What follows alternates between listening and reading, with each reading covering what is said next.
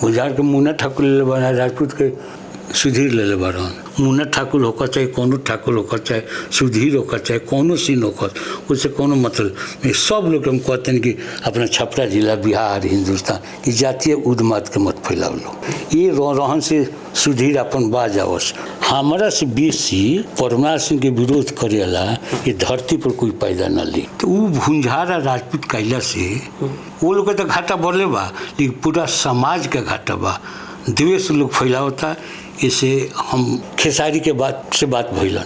Total Bihar के चाहे हिंदुस्तान के राजपूत के जादू 50 लाख गाड़ी दिलन सन। झगड़ा कलन सब राजपूत के गाली गलत भइल।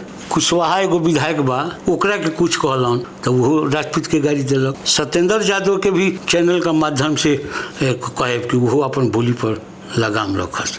हजारीबाग अशोक मर्डर केस में सिंगल हम गवाह बने। चैनल के माध्यम से उन लोग के आगाह करतनी कि आपस में लोग गारागारी करो, कुछ करो, लेकिन जात के में मत ले आओ। जात के ले आई लोग तो ठीक बात ना हुई। जैन साथियों, मैं आपका दोस्त एम के साई, लक्ष्य ड्राइविंग कोचिंग सेंटर छपरा से आप सभी तमाम साथियों का हार्दिक स्वागत है, मैं अभिनंदन करता हूं। जैसा कि आप जानते हैं, बिहार पुलिस ड्राइवर चला हुआ है। बिहार पुलिस ड्राइवर के लिए सबसे बेस्ट ट्रेनिंग सेंटर, कम समय, कम फी, अच्छी ट्रेनिंग, ट्रेड टेस्ट पास की गारंटी के लिए आप लक्ष्य ड्राइविंग सेंटर छपरा से जुड़ें। अधिक जानकारी के लिए दिए हुए नंबर पर कॉल करें और जानकारी प्राप्त करें।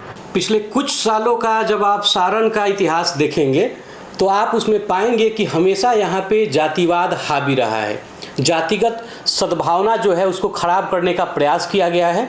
कई मामलों में ऐसे खराबी भी देखने को मिले कि दो नेताओं के बीच पड़कर ये समाज आपस में टूटा है।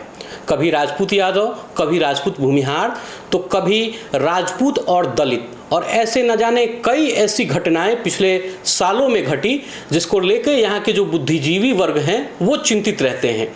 क्योंकि जब जब सामाजिक समन्वयता बिगड़ती है तब तब समाज पे इसका काफ़ी दुष्प्रभाव पड़ता है।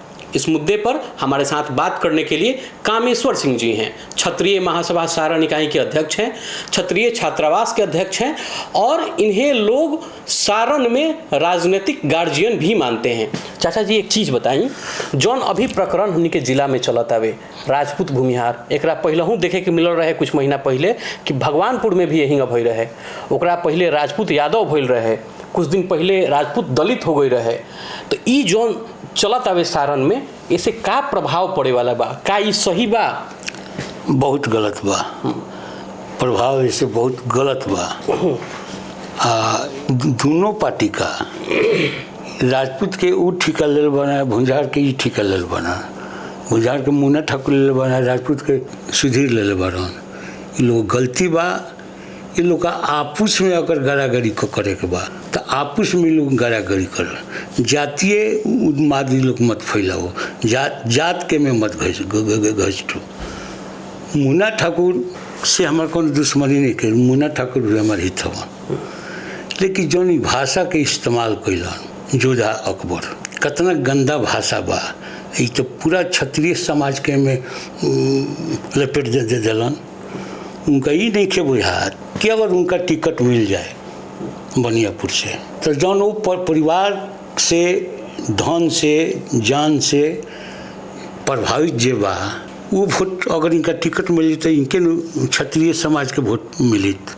कुछ ऐसा वोट बा जौन कोनो कीमत में उनका वोट ना मिले तो वोट जाई कहाँ।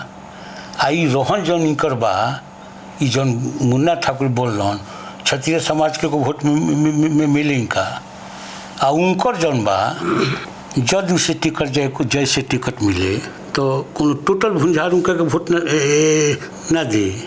महागठबंधन के कुछ ऐसा फॉरवर्ड बा, भुंझार बा, पंडित बा कि वो पानी में अपन वोट फेंक दी, लेकिन महागठबंधन के राजद के वोट ना दी तो वोट परमार सिंह के खानदान के मिल जाइत। तो वो भुंझार आ राजपूत कैला से वो लोग के तो घाटा बढ़ले बा, लेकिन पूरा समाज का घाटा बा। द्वेष लोग फैलावता। इसे हम चैनल के माध्यम से उन लोग के आगाह करतनी कि आपस में लोग गारागारी करो, कुछ करो, लेकिन जात के में मत ले आओ। जात के ले आई लोग तो ठीक बात ना हुई, इस समाज खातिर ठीक बात ना हुई। मान लेते हैं एक बड़ा खेसारी के बात बतियलन, वो हमार दुश्मन नहीं कन, हमरा कोई से झगड़ा नहीं के, लेकिन सही जौन बात बा खेसारी के बात से बात भइलन।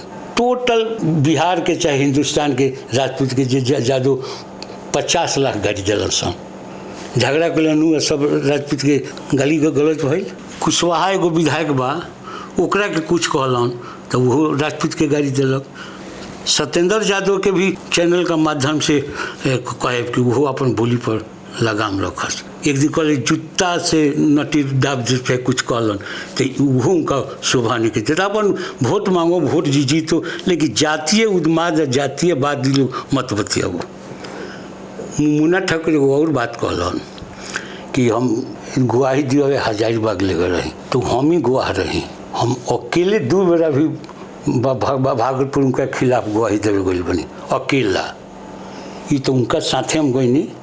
हजारीबाग अशोक मर्डर केस में सिंगल हम गवाह बनी, हमरे गवाही पर जौन भी होके तो हम गई बनी। वो कौन हमरा के लेके गई बनी, मतलब दूध पियला बनी, मतलब डरपोक बनी कि हमरा को लेके गई। गलत बात ना बतिया के चाहिए। हम तो 2 बेरा हजारीबाग गई बनी, बोले भागलपुर गई बनी। राजू सिंह मर्डर केस में, अजय सिंह मर्डर केस में अकेला हम वहाँ गई बनी। ये से हमार आग्रह सब लोग से बा कि जातीय उन्माद लोग मत फैलाओ। अगर आपस में लोग का इहे रोहन बा गड़े गाड़ी को करे के, तो आपस में लोग गड़े गाड़ी करो। आ के का बा केस के प्रहलाद सिंह के कहलन तो केस एगो 2 नहीं खे, 39 गो केस बा। केस के बात हटाई, उनका के लोग कुछो कहीं, लेकिन जातीय क्षत्रिय समाज के कहे तो ये अच्छा बात नहीं है। चैनल के माध्यम से सब लोग आगाह करे के चाहते नहीं। वोट मांगो, अपन जनता के दिल जीतो, अपन वोट लो, जीतो हारो, ओकर काम बा। लेकिन जातीय उन्माद से ही बहुत असर खराब जाता। अच्छा, कुछ समय से पिछला जैसे लोकसभा चुनाव में भइल, यही भइल जातिवाद फैलल। ओकरा पहलहू एक बार घटना घट रहे, यही लगभग 400 लड़का सब पर केस हो गई। तो ये हमेशा यहाँ काहे होत रहता? माने चुनाव जब जब आवेला तबे ही ज़्यादा काहे हो जाता है? सत्येंद्र यादव 4 साल ले बहुत कम बोले ले, अभी जहाँ जाता रहे तो हमें जहरे उगलता रहे, सामाजिक बात करता रहे, सामाजिक विद्वेष फैलावे के प्रयास करता रहे।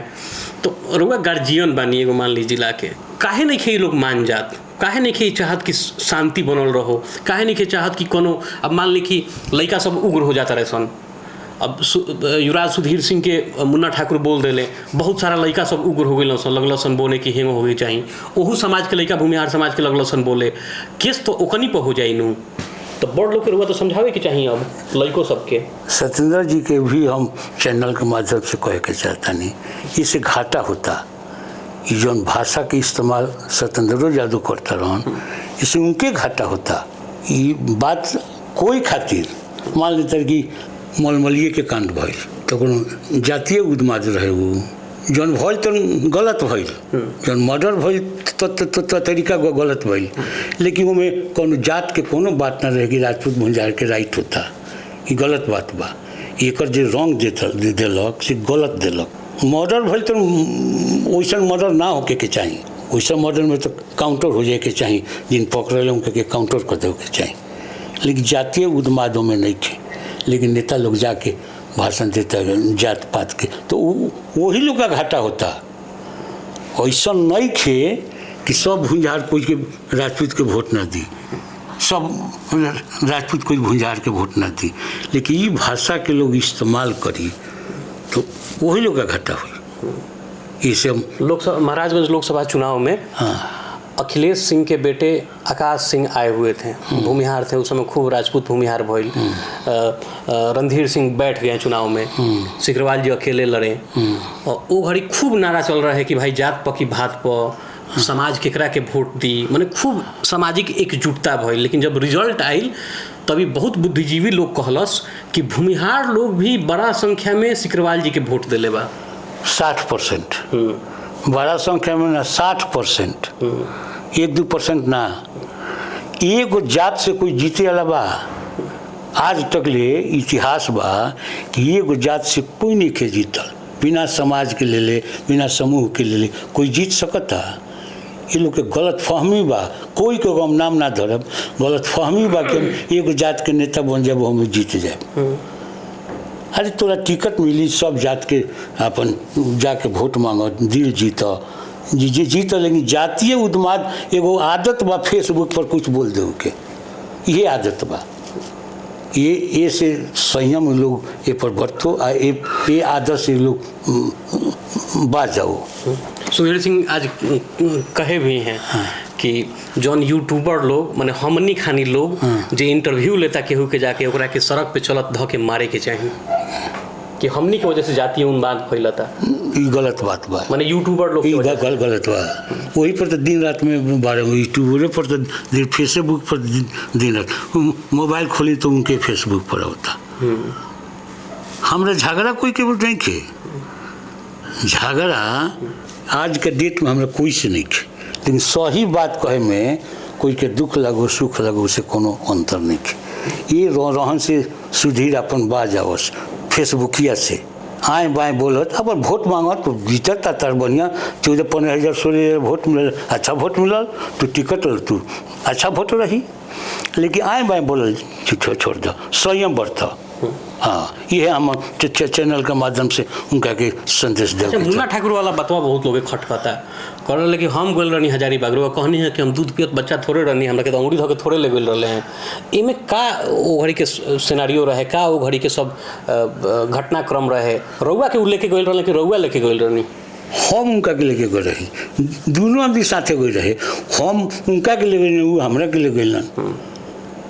कोई के गोदी में तो उठा के कोई ना ले गए।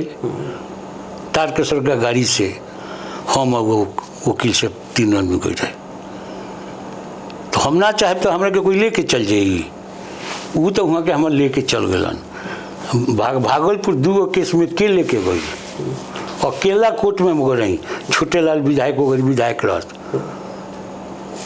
सामने उनका बात भई, उनका याद हुई कि का बात के इस्तेमाल के लिए ये वो भगवान से छोड़ के धरती पर कोई से हम ना डराई। आ घाटा ना पता हमरा टिपने में बा, लेकिन हमारा कोई से झगड़ा। आ टिकट के जहाँ तक बात बा, टिकट ले से जीते से बढ़िया स्थिति रही, लेकिन आए भाई बोल छोड़ दे, जातीय उन्माद मत कोई फैलाओ, ना तो सब लोग खातिर घाटा के काम करे। अंतिम सवाल थे जी, सब लोग के बुझाता बहुत नयका लड़का लोग के जो अभी 24-25 साल के बा, 18 साल के बा, 19 साल के बा, जब वोटर ID नहीं के बनल उ तलवार लेके निकले के तैयार बा, फेरसा लेके निकले के तैयार बा। दू समाज के वो लोग लागत है कि लड़ैया बचा ली। एगो बात बताई, रउआ के तो सब लोग जाना था पूरा जिला कि रउआ गवाही दिल रहनी, रउआ से ना बने प्रभुनाथ सिंह के परिवार के। मुन्ना ठाकुर के का पर्सनल विद्वेष बा जौना के लेके वो ई सब करत रहे, आकि बस ये सब चुनावी स्टंट है? ये लोग एगो कोई के एगो अथी बात दिमाग में बा कि उनका के हम कुछ कहे तो हमारे वोट बढ़ जाए। अच्छा, ये गलत बात बा। हमारा से बेसी प्रभुनाथ सिंह के विरोध करेला ये धरती पर कोई पैदा न ली। हम वो ठेकेदार रही कि नॉर्थ बिहार में 2-3 ठेकेदार रहे, में 1 नंबर में रही। विरोध करे में हम बर्बाद भइनी, आ का फायदा भइल? आ बोलला से का फायदा होला? हम जितना बोलल बन कोई बोली, ये सब गलत बात है। ये बोलला से कोई का कोनो लाभ नहीं के मिलेगा। ये सब तारा चैनल के माध्यम से हम कोई सुनत हुई से देखी ओकरा के हम आगाह करतनी, गार्जियन होके भाई गार्जियन मान के हम कहतनी कि ना ये पर संयम बरतो लोग। ये पर जातीय उन्माद मुन्ना ठाकुर होकर चाहे कोनो ठाकुर होकर चाहे सुधीर होकर चाहे कोनो सिंह होकर, उससे कोनो मतलब नहीं। सब लोग हम कहते हैं कि अपना छपरा जिला बिहार हिंदुस्तान की जातीय उन्माद के मत फैलाओ लोग। चलिए, तो रउआ अपन प्रतिक्रिया दी ही इस मुद्दे पे आप क्या सोचते हैं? आप अपनी प्रतिक्रिया दीजिएगा, बताइएगा कि जो जातीय उन्माद फैल रही है इसको कैसे रोका जाए, और इसको रोकने के बाद जो समाज में प्रेम भाईचारा बढ़ेगा वो कितना कारगर होगा। अगर कोई आदमी चुनाव लड़ने की मंशा रखता है, चुनाव लड़ना चाहता है, तो उसको जातीय उन्माद फैलाकर वोट बटोरने की ज़रूरत नहीं है।